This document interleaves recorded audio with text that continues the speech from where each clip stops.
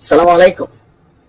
অতিরঞ্জিত কোনো কিছুই ভালো না, এই জিনিসটা ডোনাল্ড ট্রাম্প একটু লেটে হলেও সম্ভবত বুঝা গেছে। তবে আমার ধারণা ডোনাল্ড ট্রাম্পের এই পরিকল্পনাটার পেছনে আরেকটা পরিকল্পনা আছে। ধরুন আপনি যে এতদিন ফিরি ফিরি খাচ্ছেন, এটা আপনি ভুলে গেছেন যে আপনি ফিরি খাচ্ছেন। আবার যারটা ফিরি খাচ্ছেন সে যদি শক্ত হয় তখন আপনি ঝুঁকতে বাধ্য।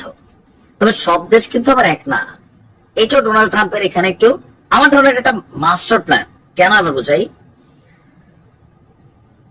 যখন সারা পৃথিবীর উপর সে গণহারে শুল্ক বাড়াই দিল, পরবর্তীতে কি হলো, যে দেশগুলা আমেরিকান পণ্যের উপর একটা হিউজ পরিমাণ ট্যারিফ অথবা রাজস্ব দ্বারা দাবি করত, ওই দেশগুলা সবাই বললো যে বাবা তুমি এখন কি চাও, প্লিজ 3 মাসের লাগে স্টপ করো, আমরা তোমার যে কোনো শর্ত মানবো।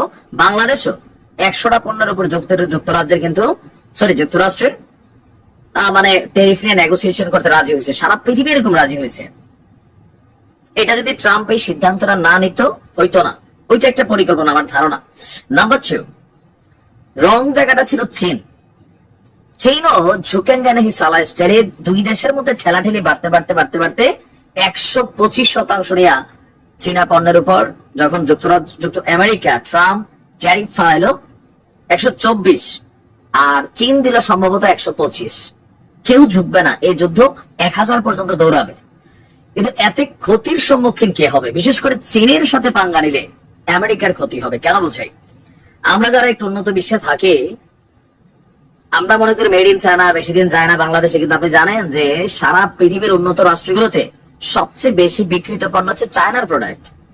কারণ মেড ইন ইউএসএ এই প্রোডাক্টটা সবাই ভাই খাইতে পারবে না। কাপড় চোপড়, পোশাক আশাক, এই যে বাংলাদেশ থেকে গার্মেন্টস এর মালগুলা যায়, কারা কিনে?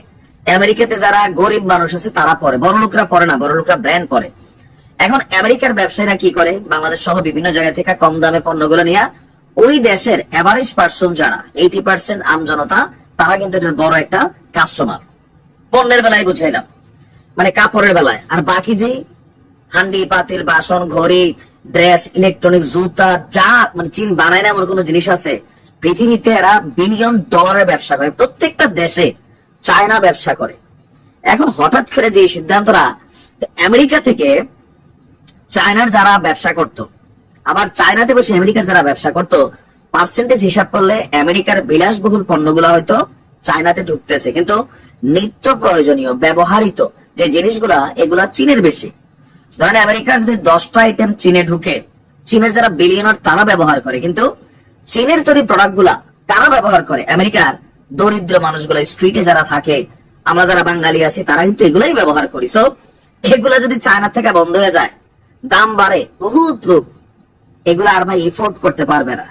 আপনি নর্মালি স্যামসাং এর একটা অরিজিনাল ব্র্যান্ডেড টেলিভিশন বাংলাদেশে দেখেন, আর চায়না একটা টেলিভিশনের দাম দেখেন, তাহলে আপনি বিষয়টা বুঝতে পারতেছেন যে ব্র্যান্ড এবং নর্মাল জিনিসের মধ্যে পার্থক্য কি। তবে চায়না যে জিনিসগুলো আমেরিকাতে পাঠায়, ইউরোপে পাঠায়, অনেক হাই কোয়ালিটির জিনিস পাঠায়, বাংলাদেশের ইকোনমি চিন্তা করে সস্তাগুলা পাঠায়। এখন এই যে বিষয়গুলা, যুক্তরাষ্ট্রের জনগণ কিন্তু ট্রাম্পের বিরুদ্ধে শুল্ক নিয়ে মাঠে নামছে। সো জনগণের মেন্টালিটি চেঞ্জ হয়ে যাচ্ছে। এই জায়গা থেকে দিন শেষে চীনের সঙ্গে ক্রমবর্ধমান বাণিজ্য যুদ্ধ শেষ করতে, চুক্তি করতে, মানে চীনের সাথে একটা চুক্তি করতে আগ্রহ প্রকাশ করেছে ডোনাল্ড ট্রাম্প। আজকে রাত্রে মন্ত্রিসভার বৈঠকে এমন মন্তব্য করেছেন ট্রাম্প। তার বক্তব্য যে চীনের সঙ্গে চুক্তি করতে পারলে ভালো লাগবে, কারণ বাণিজ্যে, বিশ্ব বাণিজ্যে একটা অস্থিরতা তৈরি করে ফেলছিল ট্রাম্প, আর সেইটা নিজের দেশের মধ্যে গিয়া উল্টা এখন রিয়েক্ট হচ্ছে। চলমান আলোচনা নিয়ে ট্রাম্প বলছেন মনে হয় উভয় দেশের জন্য ভালো কিছু একটা করা সম্ভব হবে। প্রায় 1 ঘন্টা বেশি আপনার এই ছিল, আর চুক্তির জন্য খুবই কাছাকাছি পর্যায়ে নাকি আলোচনা চলে গেছে, আর খুব শীঘ্রই এই চুক্তি কার্যকর হবে। তার মানে হয়তো পুরানো রেটে ফিরে যাবে। আর আমাদের দেশের জন্য 3 মাস পরে আবার আসবে, কম বেশি আসবে। 15 ছিল, অন্তত 20 হবে। আর আমেরিকা যেটা করে নিবে, আমেরিকার যে পণ্যগুলো বাংলাদেশে ঢুকতো হাই প্রাইসে, আমাদের জন্য ভালো হবে, ভোক্তা হিসাবে আমরা এটা কমে কিনতে পারবো, কিন্তু রাষ্ট্র তার রাজস্ব হারাবে। তো দিন শেষে চীনের সাথে পাঙ্গা নিয়ে আপনি পারবেন না, কারণ রন্ধ্রে রন্ধ্রে চীন ঢুকে গেছে সারা পৃথিবী। তো দিন শেষে ট্রাম্প যে জায়গাটাতে দৌড় দিছে, একটা প্ল্যান তো মাস্টারমাইন্ড, সে অবশ্যই ব্যবসায়িক মানুষ, হয়তো একটা জায়গায় তীর মারছে, বাট চীনের সাথে ঝুঁকতে বাধ্য হয়েছে। ভালো থাকুন।